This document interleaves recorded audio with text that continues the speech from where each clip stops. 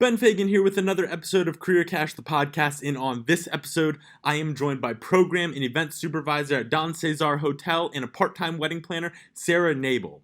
On this episode, Sarah shares how she navigated the job search process coming out of college, how she's building her career in the event planning industry, and why, regardless of your career, it's so important to be patient.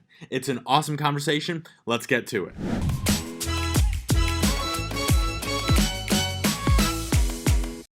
Well, I'm very excited to be joined by Sarah. Sarah, welcome to the show. How are you doing today? I'm good. How are you? Fantastic. So we got a little East Coast, West Coast of Florida action, but the beautiful technology that we have allows us to all bring us all together. So that's an awesome thing. So as I kind of start with every show, because it brings a little context to what you do, and then kind of guides where our conversation goes from there. Can you tell me a little bit about what you do on a day-to-day basis, and what your day-to-day looks like in the work that you do? So right now I am currently working at the Don CeSar Hotel, or they call it the Pink Palace in St. Pete Beach, Florida. And my role there, I am the program supervisor. So essentially what I do, I'm there full time. I'm there 5 days a week. And what I do is I run the resort activities, which I do on Thursday through Sunday. So I handle all the events for guests of the hotel and as well as the members. So it could be events from kids to adults, all kinds of different stuff. I run, that's my job.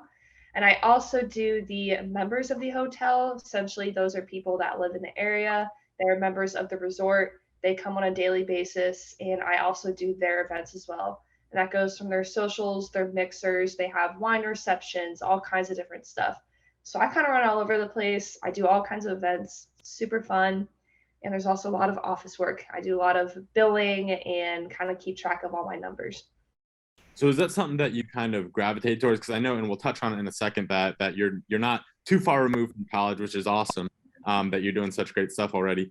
Was that something that you were looking for in a job, or something that you kind of ended up having, where you got to kind of bounce around all over the place, and it was almost like all encompassing? What was kind of your thought process on that? So for me, I always wanted to move after college, not too far, but I loved this side of Florida. And I was like, you know what? Let's see what they have over there. And when I was doing my job searches, I was like, oh, this could be a good fit for me. A year ago, I was interning back in New Jersey at a place called Maurice Piers, and I was able to do sporting events, catering events. I kind of got a taste for a little bit of everything. I was like, okay, I kind of liked that. I didn't like this, kind of figured out what I liked and what I didn't like. And when it came down to getting closer to graduation and finalizing different job offers, I was like, okay, I think I want to do this. They have a little bit of everything. They have, more, I guess I would say, higher end events to do, as well as more laid back events to do. Kind of gives me a mixture of both. There are some days where I go to work in heels and a dress. Other days I'm wearing sneakers and shorts. There's so much to do and I really enjoy it. That's awesome, and I'm right there with you. I like the variety of things. It keeps Mhm. things fresh, there. Now, kind of still going back a little bit. Let's talk a little bit more in depth about that job search process coming out of school. Like you said, and that really kind of stuck out to me. You had an idea. Hey, I wanted to be in the general area. You gravitated towards the west coast of Florida. Can you talk a little bit more about what that job search process was like coming out of school? Your thoughts, your feelings. Take us back to that time as you're going through it. So what was that like for you? So for me, I knew coming into my senior year last year, I was like, okay, I'm obviously going to enjoy my senior year. I'm going to finish well, but I do want to come out and start working. And it was around probably January, February is when I kind of started getting ideas. I was looking over here. I was looking as far as going to Nashville, Tennessee. I was looking all over the place. I was like, I want to do something different. I want to kind of get out of Boca. I love it, but I've been there for 4 years. I want to branch out, meet new people, connect, and see what other opportunities lie somewhere else. And so I honestly was looking on Indeed, all those job sites, and the Don CeSar was the first one that stood out to me, and that was the first one that I applied for. And that was beginning of March. And my whole interview process with them took a month long. I went from Boca to St. Pete 3 times within the month of April. A lot of gas money there. But it was worth it. It was a long interview process. I was still unsure about it at first, but I was also interviewing with a couple other companies, IMG Academy here in Bradenton for a position. And I kind of just figured out, okay, the Don, it's a beautiful place. You know, my boss I interviewed with first, she's amazing. And I just kind of felt that connection, like, okay, I think this is where I should start. Mm-hmm.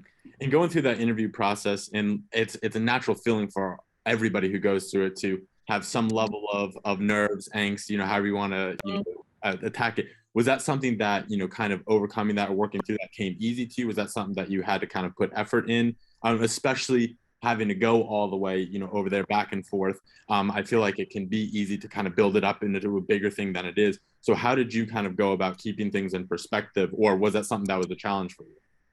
It was a little bit of a challenge for me. I just going into it, I was like, wow, this is hitting me. I'm graduating, I'm going to the real world. It's time to put in that effort. And I remember my first interview was with my boss, and it was almost an hour and a half long. It was a long interview, and I was holding my hands like this the whole time. I was kind of sweating. I was a little anxious because some of the questions she was asking, I was like, huh? I remember one of the questions she asked me was, if you could have one superpower, what would it be? And I was like, so stumped. I was like, I didn't prepare for that. I prepared for the generic interview questions, but you kind of just work through it, and you kind of figure it out along the way. And luckily, they gave me the position, and she's my favorite person ever. I love her. She's great. That's awesome. And we can't go on any further in this show without figuring out and hearing what was that superpower that you chose. I chose invisibility, which, believe it or not, was actually a wrong answer. So my second answer was super strength. And I was like, invisibility, why wouldn't that be right? She said, well, if you do invisibility, you're kind of hiding from people at your workplace. I'm like, that's not why I picked it. I mean, I think it'd be cool, like just to, snap your finger and you'd be gone. But then I started to think about it like in perspective of work terms. And I was like, okay, that makes sense. So is that why you picked invisibility? Because it is a very interesting question. I can totally see how it would catch you off guard because it is out there, but I think that it does have good meaning in terms of like comparing it to the workplace. So did you pick invisibility just because it was like, hey, that seems kind of cool, or were you kind of thinking in terms of like how it might relate to work at all? I was like split. I was so caught off guard. I mean, I asked her, I'm like, can you give me a minute to think about this? Yeah. I was thinking way too hard about it. And I just did invisibility just because, I don't know, I feel like that'd be kind of cool. Yeah. You see someone you don't like, you can just be like, oh, I'm gone. But super strength would be my second. She liked that one a lot better because especially in this industry with event planning, you have to be able to quote unquote stay strong. I remember she told me in my first interview, she's like, you're going to meet a lot of different people. They'll complain. They'll give you all kinds of different stuff. That's when you have to like relax, be strong, be like, ma'am, sir, kind of keep your ground a little bit. So she liked that a lot better. Yeah.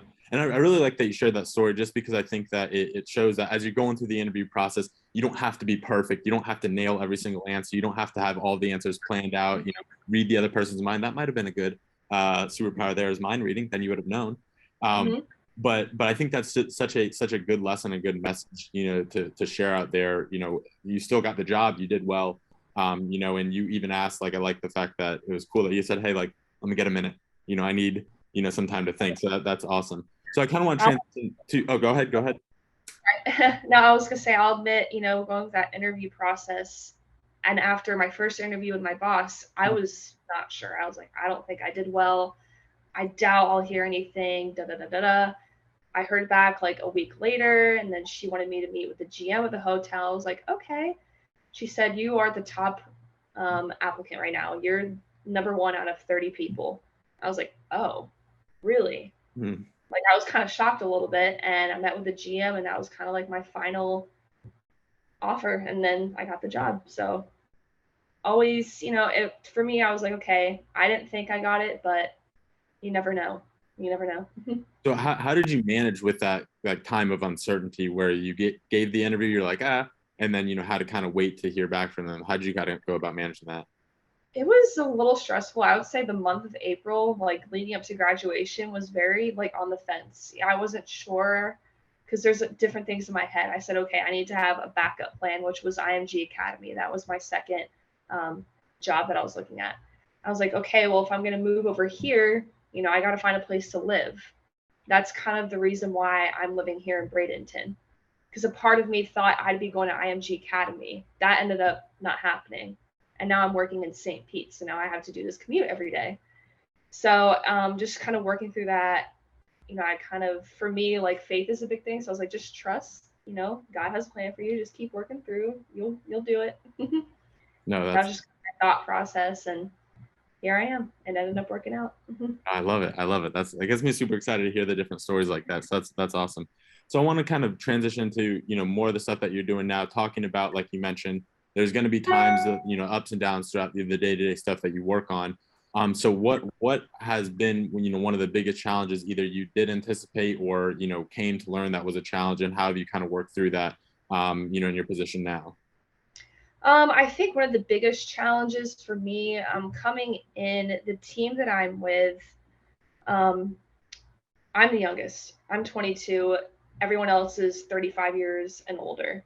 So it was a little scary at first. I was like, all these people have so much more experience than me, but they're amazing. They're great. And I love working with them. I think for me, that was a little scary at first. I was like, ugh, this is it's threatening.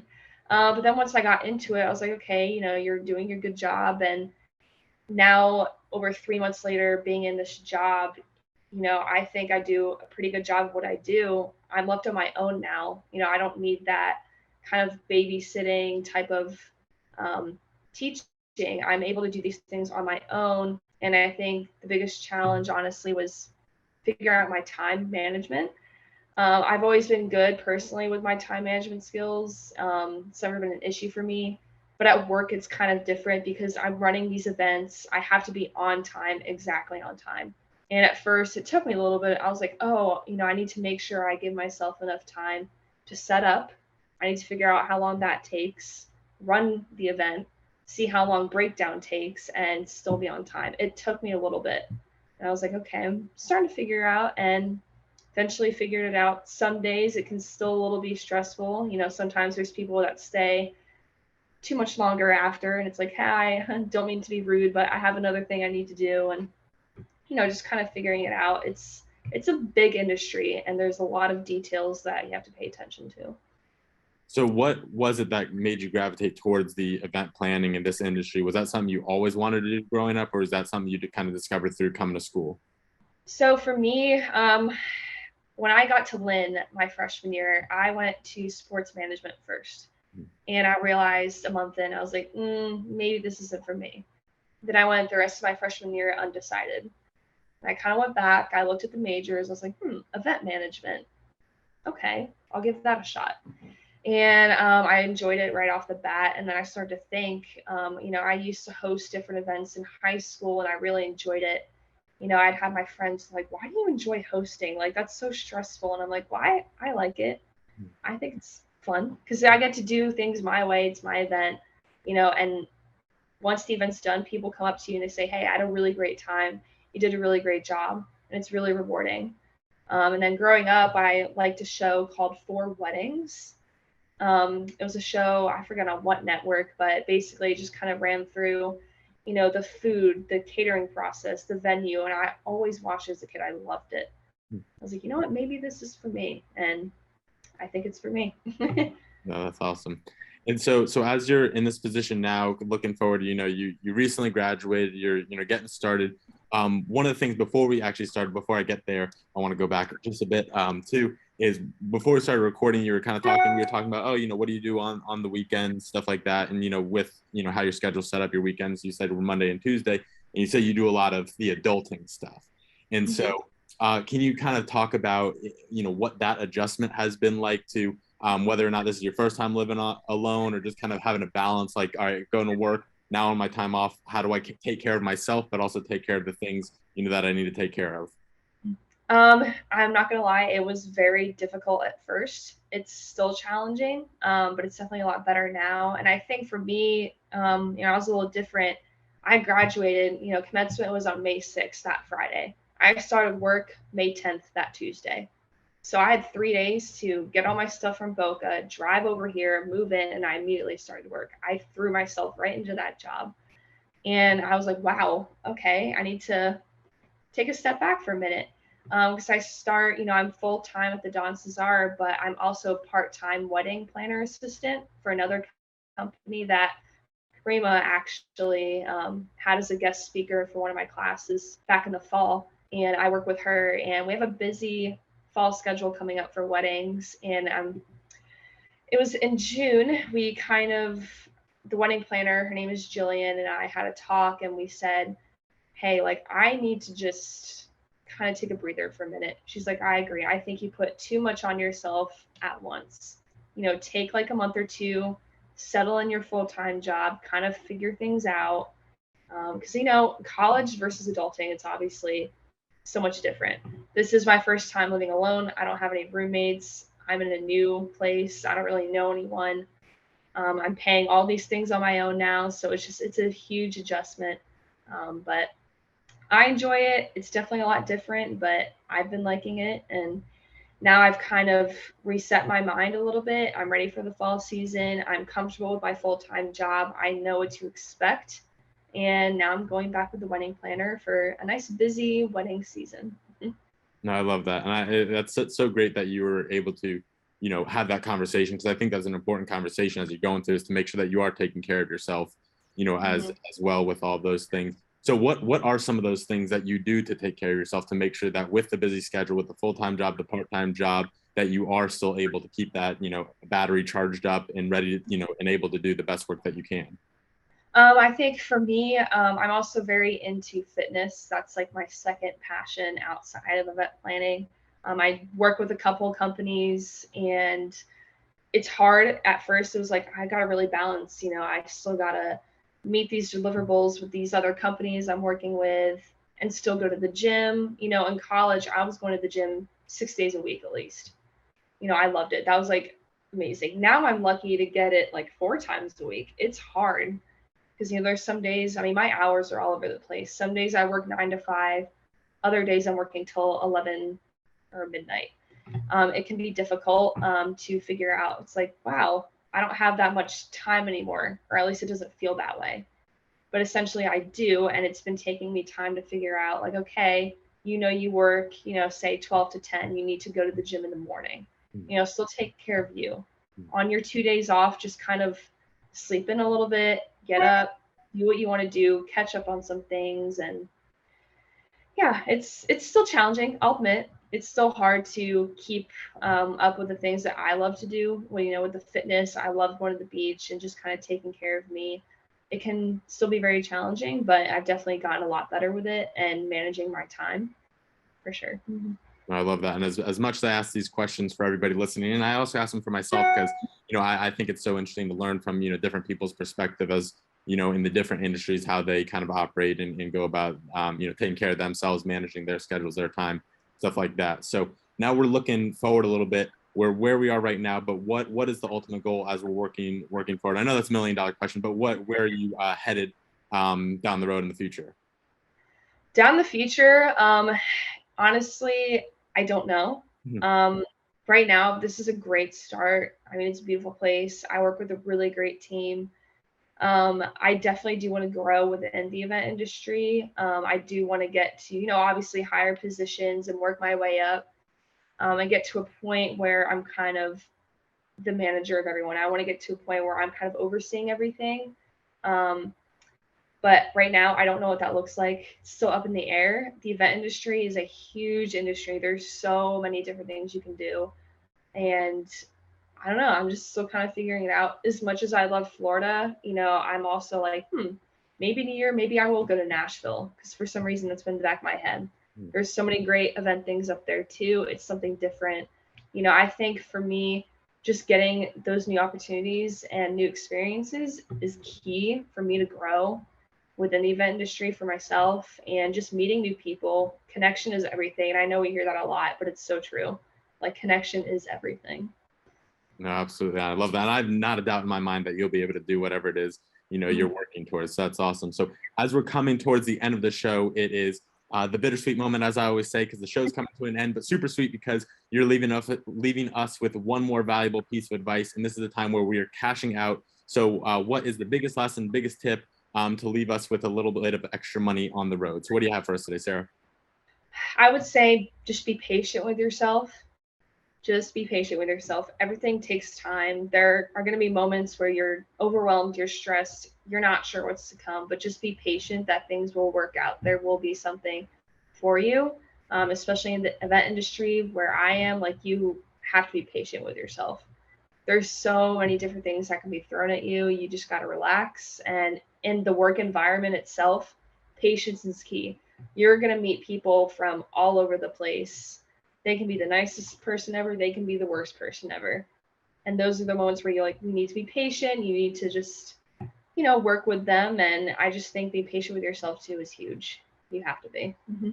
I love that. And that's such a good piece for everybody and anybody at any point, throughout their career and wherever you are in life. So patience is key. A beautiful way to end the show. So thank you so much for coming on. This is absolutely amazing. And I know, like I said, you're gonna do great things, and I'm excited to be able to watch you along your way. So thanks so much.